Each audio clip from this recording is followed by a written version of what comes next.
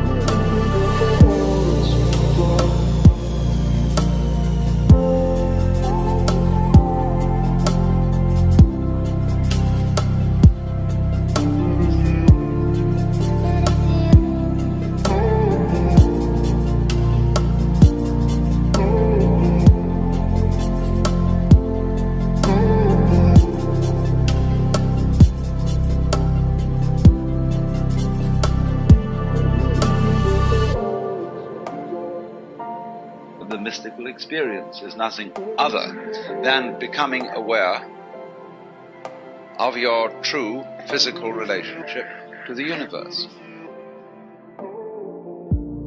And you're amazed, thunderstruck by the feeling that underneath everything that goes on in this world, the fundamental thing is a state of unbelievable bliss.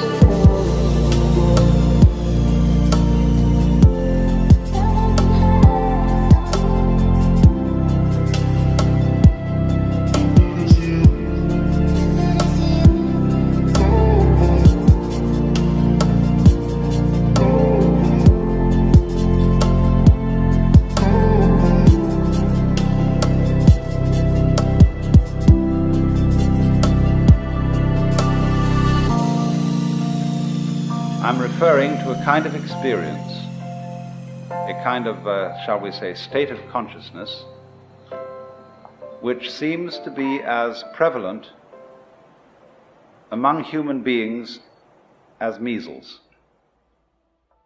It's something that simply happens, and we don't know why it happens, and although there are all sorts of techniques which claim to be able to promote it, and which are more or less successful in doing so, and sometimes rather less than more, nevertheless there is this peculiar thing that happens to people. And it's been recorded as far back in time as we have any recording at all. And that is coming over people the peculiarly convincing sensation that their ordinary sense of individuality, personal identity, is transcended.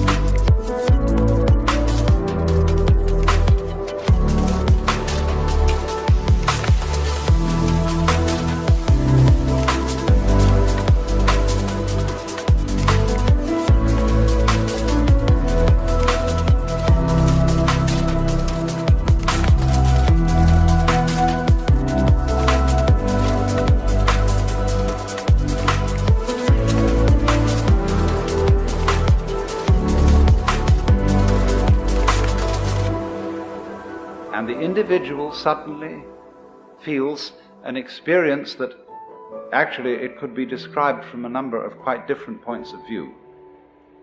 But we could add up these dominant characteristics. That instead of the ordinary feeling that I, as an individual, confront a world that is foreign to me, that is not me. In this kind of experience, I find myself to be of one and the same nature or identity as the world outside me.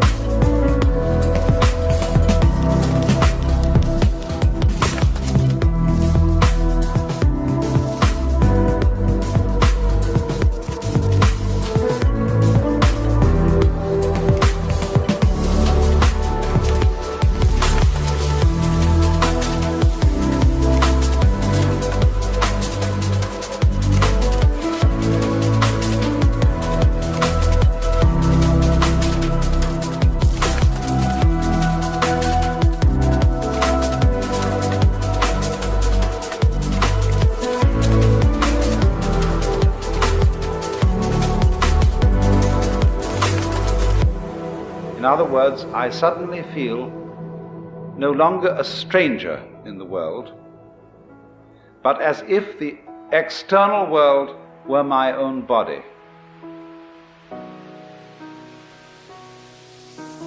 The next aspect of the feeling is even more difficult to assimilate to our ordinary practical intelligence, but a very overwhelming feeling that everything that happens, everything I have ever done, everything anybody else has ever done, was part of our harmonious design. That there is no error at all.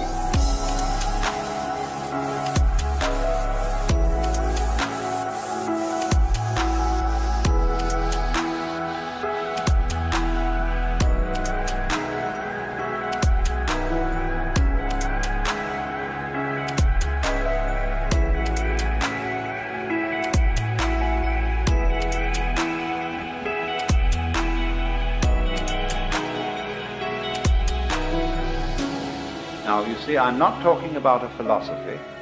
I'm not talking about a rationalization, some sort of theory that somebody cooked up in order to explain the world. I'm talking about a rather whimsical, unpredictable experience that suddenly hits people. And it includes this element of feeling the total harmoniousness of everything.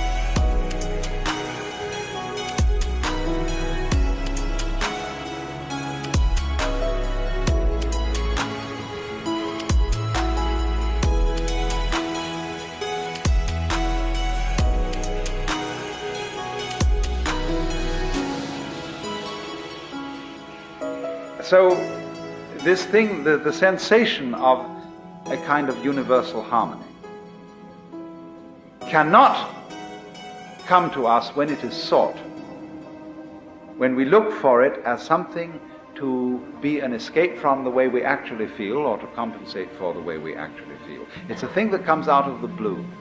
And when it comes out of the blue, just like hiccups come out of the blue, or something like that, it's overwhelmingly convincing. And it stands as, actually, the foundation for most of mankind's profound philosophical, mystical, metaphysical, and religious ideas. Someone, in other words, to whom this sort of thing has happened, can't restrain himself when it has happened, and he has to get up and tell everybody about it. And alas, he becomes the founder of a religion. Because people say, look at that man, how happy he is. What conviction he has. He has no doubts. He seems to be sure in everything he does.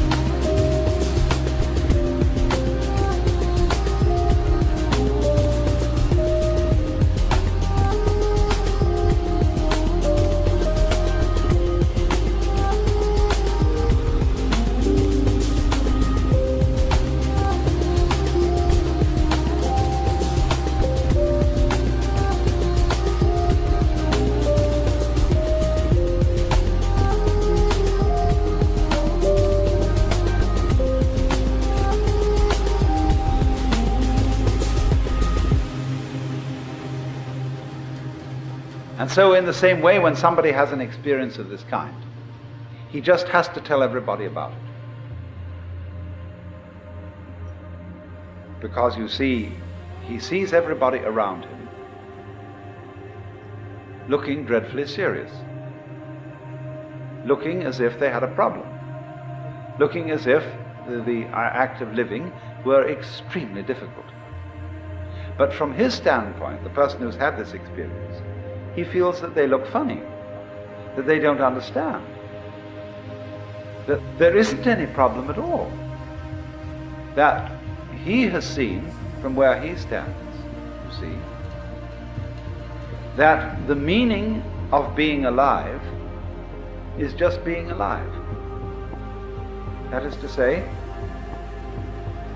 I look at the color of your hair and the shape of your eyebrow, and I understand that that is the point. That's what we're all here for. And it's so plain, it's so obvious, it's so simple.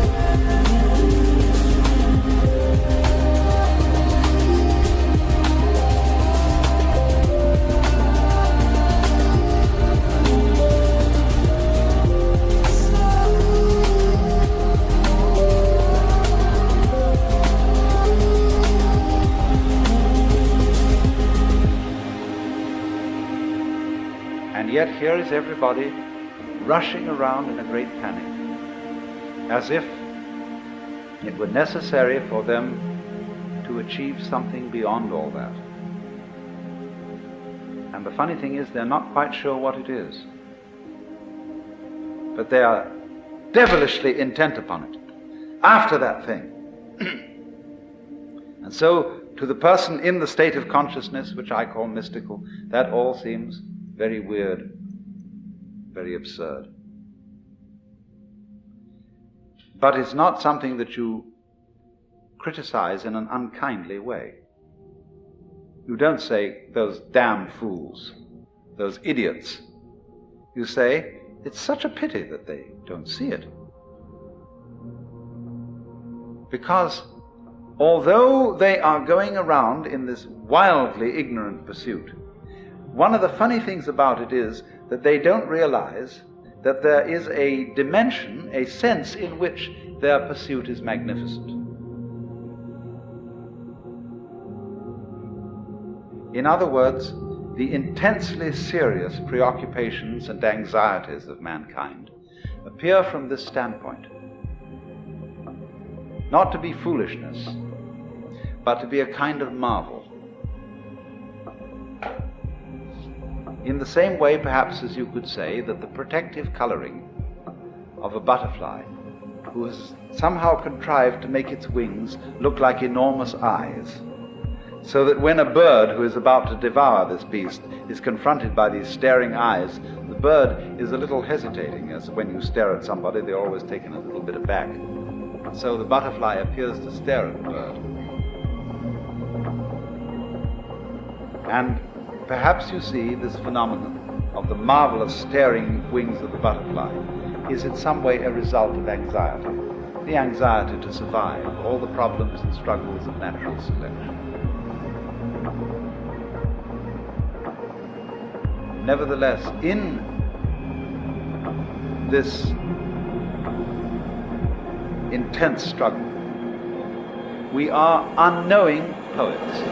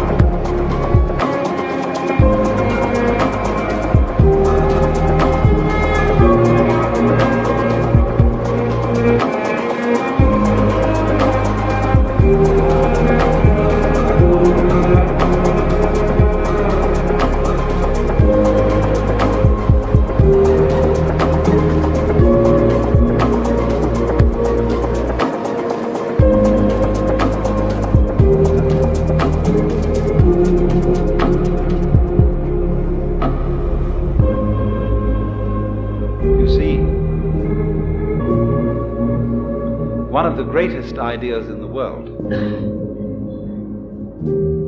that has ever been produced is, for my thinking, the Hindu idea that the world is a drama in which the central and supreme self behind all existence gets lost and involved, and pretends, plays that he or it, or he, she, or whatever you want to call it, is all the creatures that there are,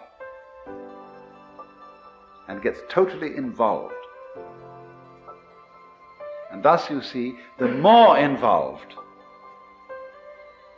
the more anxious, the more finite, the more limited the infinite manages to feel itself to be. The greater the artistry,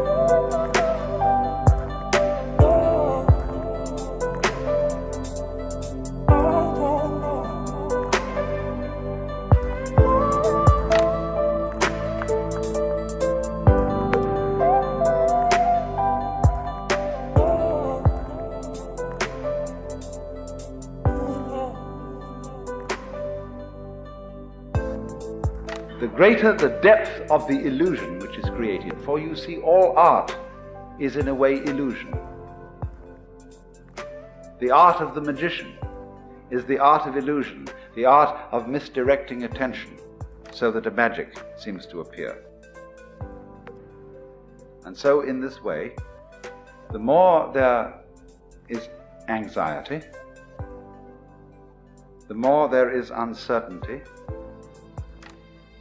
to that degree the play has succeeded, in the same way as when you are watching an actual play or reading a novel or a movie, the more the author or the actors manage to grip you and to persuade you just for a moment that you are actually involved in reality, the more they have succeeded as artists. You may have a faint recognition in the back of your mind that this is after all only a play. When you sit on the edge of your seat and you're sweating and your hands clutch the arms of the chair, and the scene so grips you, that is magnificent acting. And so the Hindus feel that the whole arrangement of the cosmos is something exactly like that. That when in the reality of actual life you are sweating it out, and you're wondering whether this surgeon who's got to operate on you in a matter of life and death is a competent man or a charlatan, or whether the investment that you made is a good thing, or whether it's going to make you lose your shirt. You see, all those matters of terrific crisis are exactly the same as when you're sitting in the theater, sweating it out there. But now a far more convincing theater has been arranged.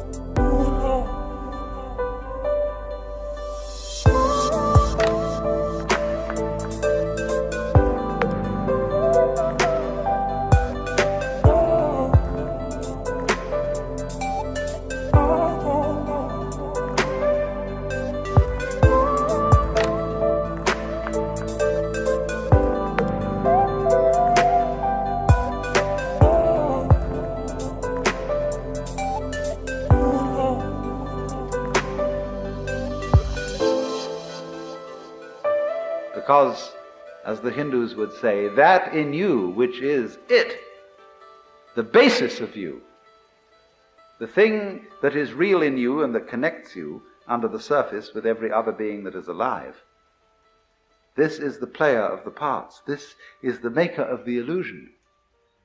This, the player of the game, which has got you involved in this mess and is living it up in the same way as those actors on the stage are living it up to convince you that this is a real situation. And this is very understandable, because basically everybody loves to play this game.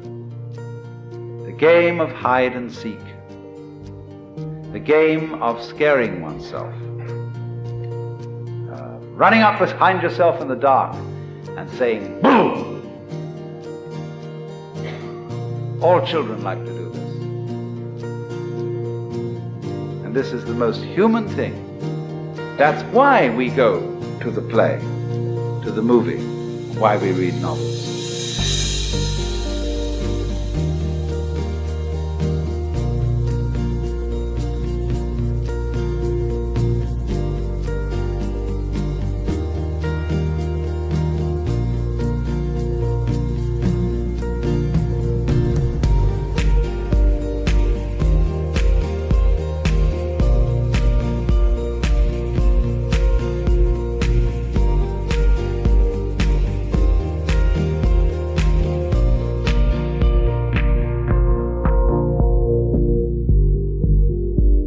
So-called real life is, from the position of the mystic, an extension of the same thing.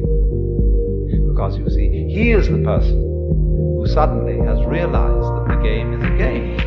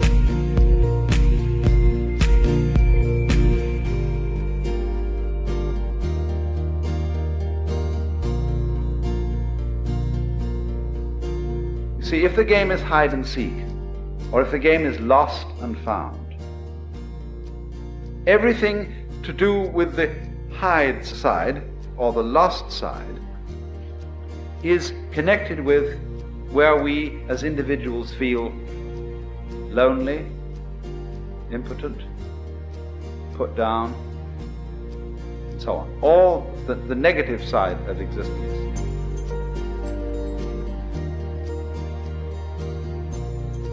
I have tried to show you at various times that there's really one simple principle that underlies everything, and it's so simple it's funny. The principle is all insides have outsides. Because you see, you don't know that the inside is inside unless there's an outside, and you don't know that the outside is outside unless there's an inside. Okay, then you, as you ordinarily feel yourself, are the inside. You are the animate, sensitive being inside the skin. But the inside of the skin goes with the outside of the skin. If there weren't the outside of the skin, there wouldn't be no inside. And the outside of the skin is the whole darn cosmos, galaxy beyond galaxy and everything. And that goes with the outside, in the same way that front goes with back. So that if you wake up and understand that, you find that the two are one and the same identity, one and the same self.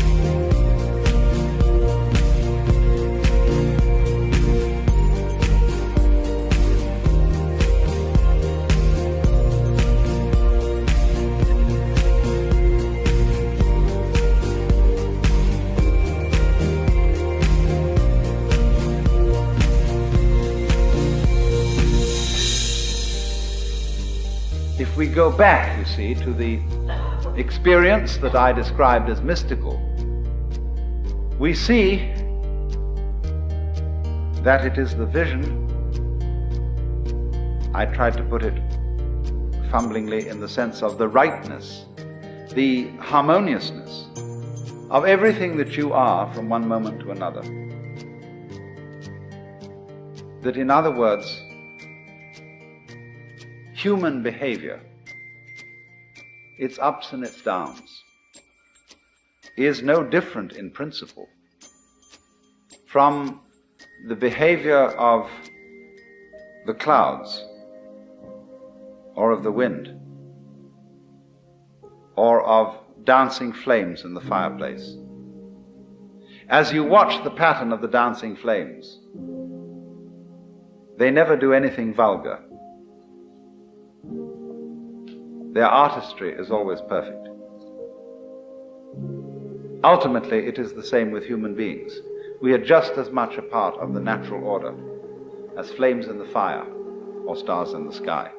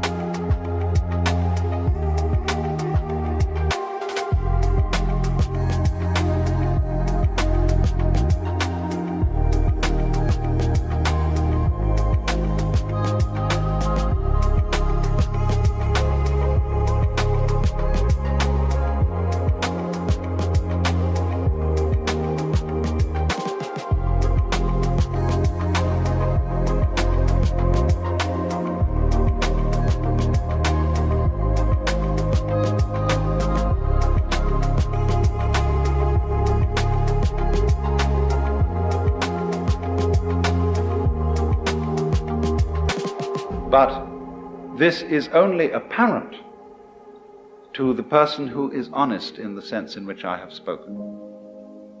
In other words, the person who is tied up with trying to pretend that his feelings are other than what they actually are. He can never see this, and he's always a troublemaker. He is the original hypocrite. The person who is unbelievably destructive is the person who pretends that he is a model of love and rectitude and justice, and in fact isn't.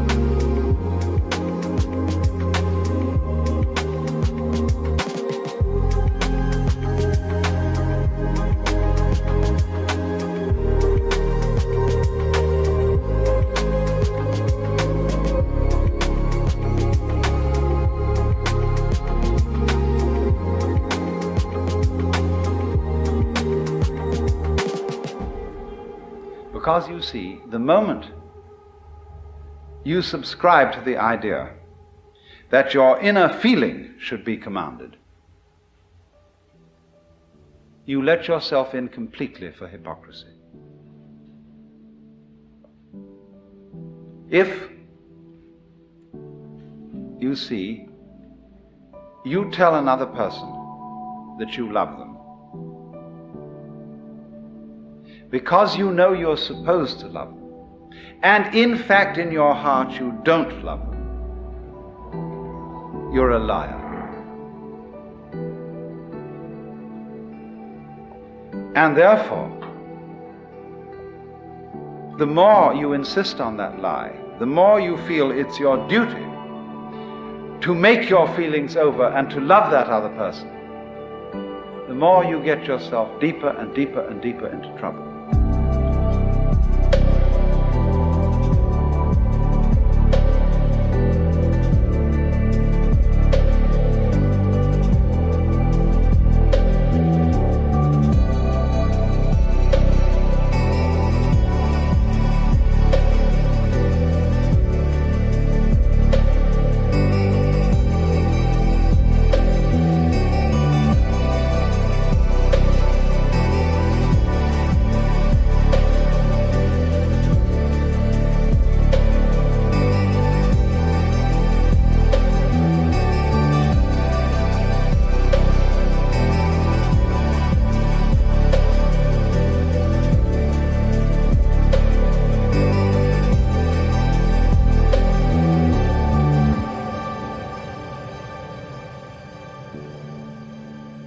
Because here, if anywhere, the truth will out. You will not be able to sustain the pretense. You will not have sufficient energy to go on pretending and making a kind of mock of the feeling of love. And you have at last, then, if you're honest, to say, I don't. It doesn't matter whether this is to some other human being or whether in a religious situation you have to sit back and look at the Lord and say, Lord, I don't love you. I think you're a bore. You're demanding, you're authoritarian, you're domineering. And probably I ought to love you, but I'm sorry I don't.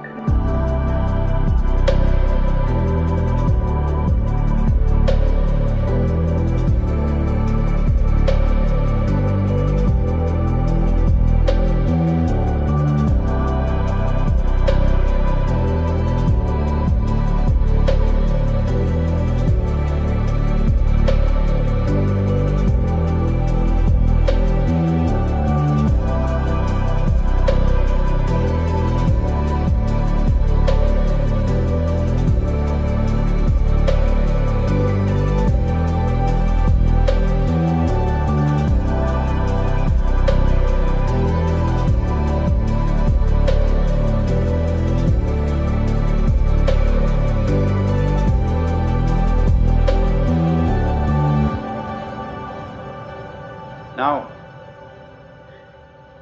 we think, you see, that an honest expression of our feelings would be disruptive of law and order. It wouldn't. Not in the least. Actually, it would be contributive to it. Because if I say to somebody, look, I'm not doing this for you because I love you or because I like you. I'm doing it for you because the book says I must. Now that puts it up to the other person, who has to look within himself and say, honestly, ought I to accept this favor from this person? Or ought I to go about seeing how I could provide myself with these conveniences? He may say, I understand you don't like doing this, but excuse me, I'm in a terrible jam. And I will be most beholden to you if for a little while yet you will go against your feelings and help me out. See, that's a nice way of doing things.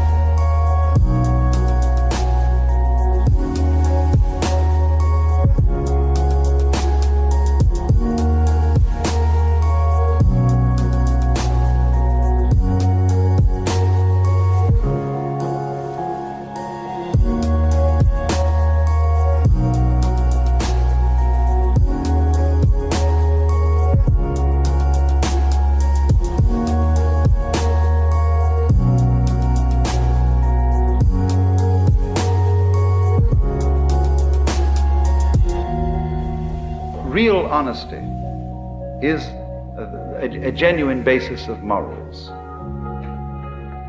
Real honesty is always not pretending that your feelings are other than they are. We know, as we deal with situations practically, that we may have to do things that go against our feelings. And it's the same with helping people when you have to. You don't want to help, but on the whole, it's rather necessary to do so. But don't ever be dishonest in playing that your feelings are not what they are.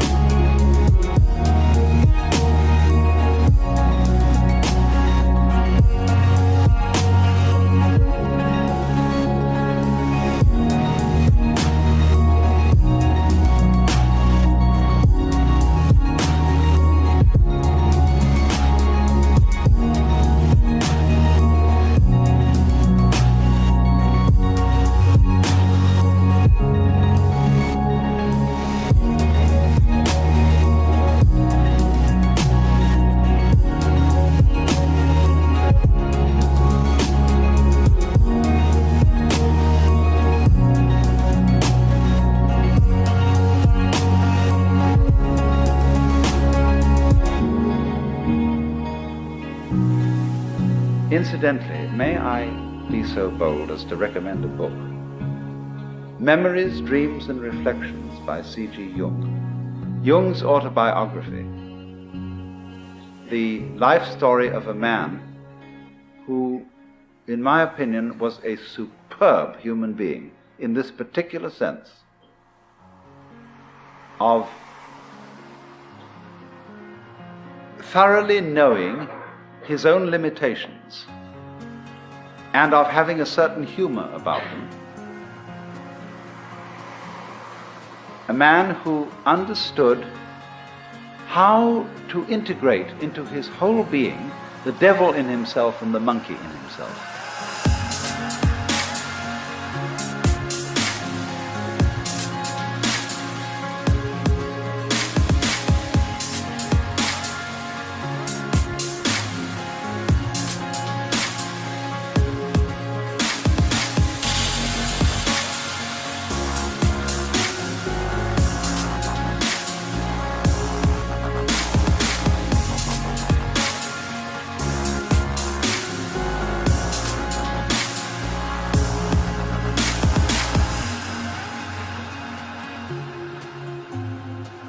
So then, in the metaphysical sphere, the mystic is the one who feels that everything that happens is in some way harmonious, is in some way right, is in some way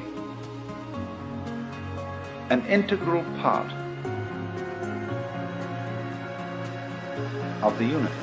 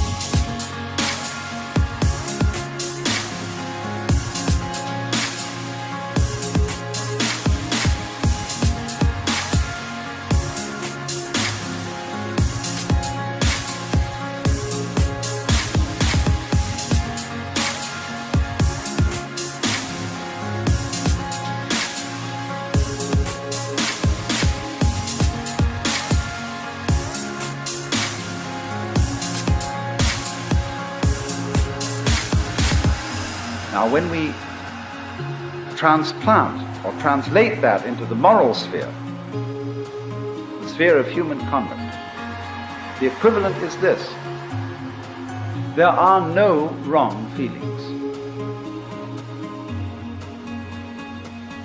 There may be wrong actions in the sense of actions contrary to the rules of human communication. But the way you feel towards other people, loving, hating, etc., etc., there aren't any wrong feelings. And so to try and force one's feelings to be other than what they are is absurd, and furthermore dishonest. But you see, the idea that there are no wrong feelings is an immensely threatening idea to people who are afraid to feel in any case. And this is one of the peculiar problems of our culture, that we are terrified of our feelings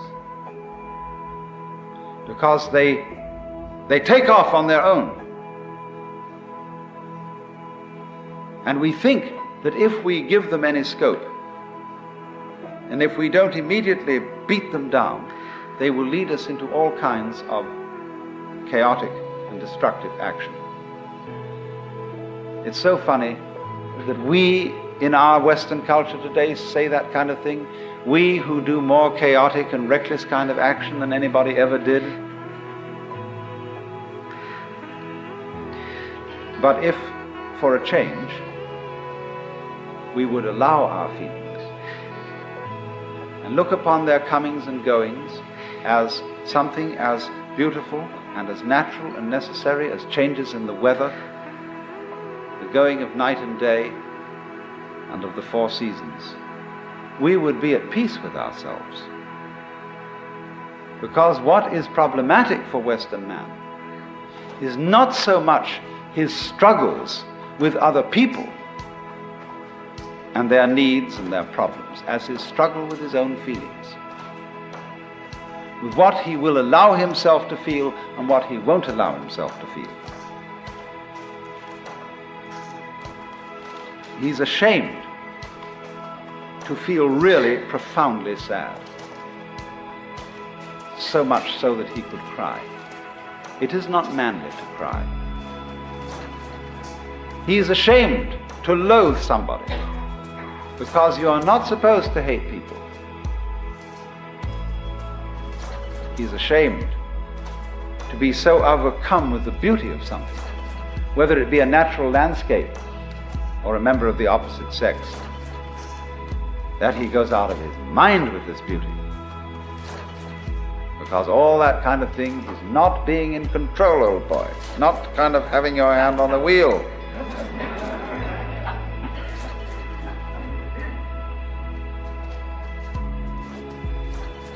But it is because, you see, we don't go with that we are not in control. That we try to pretend that our inner life is different. So I think this is the most releasing thing that anybody can possibly understand. That your inner feeling is never wrong.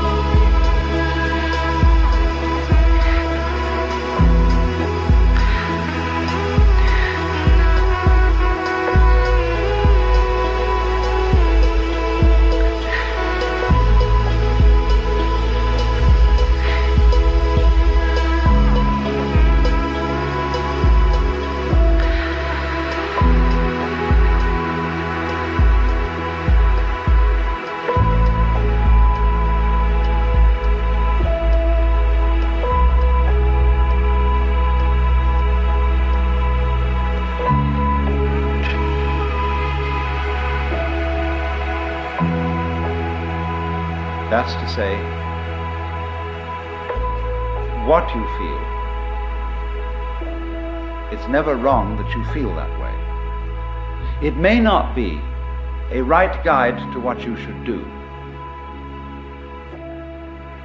In other words, if you feel that you hate someone intensely, it isn't necessarily the right way of dealing with that feeling to go out and cut his throat.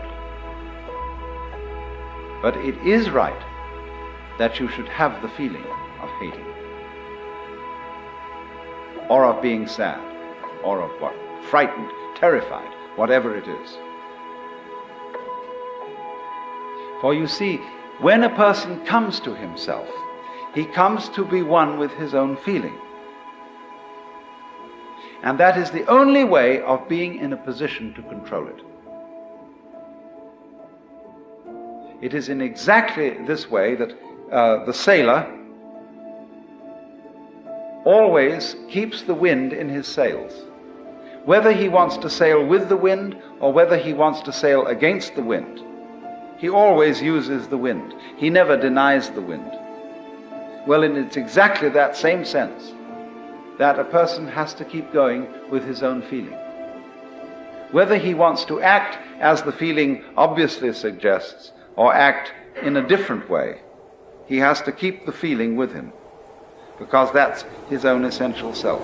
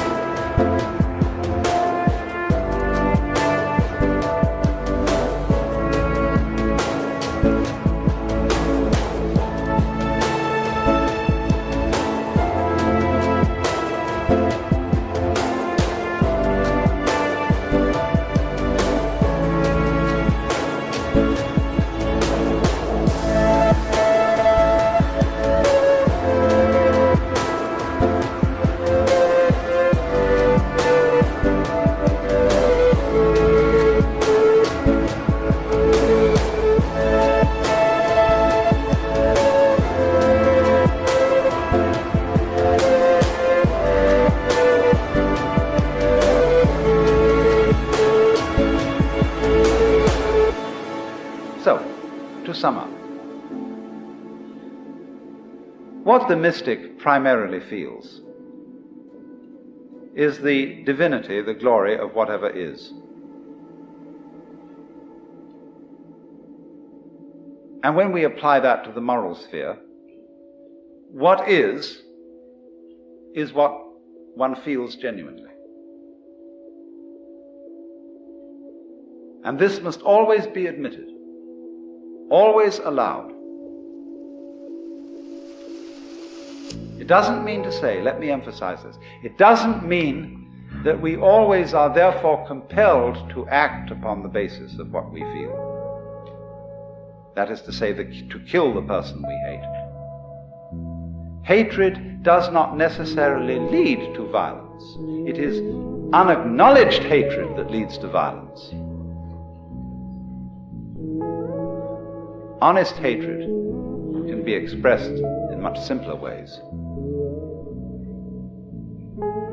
But the expression, the recognition, the acceptance of what is honestly felt is the moral equivalent of the vision that whatever exists is a manifestation of the divine.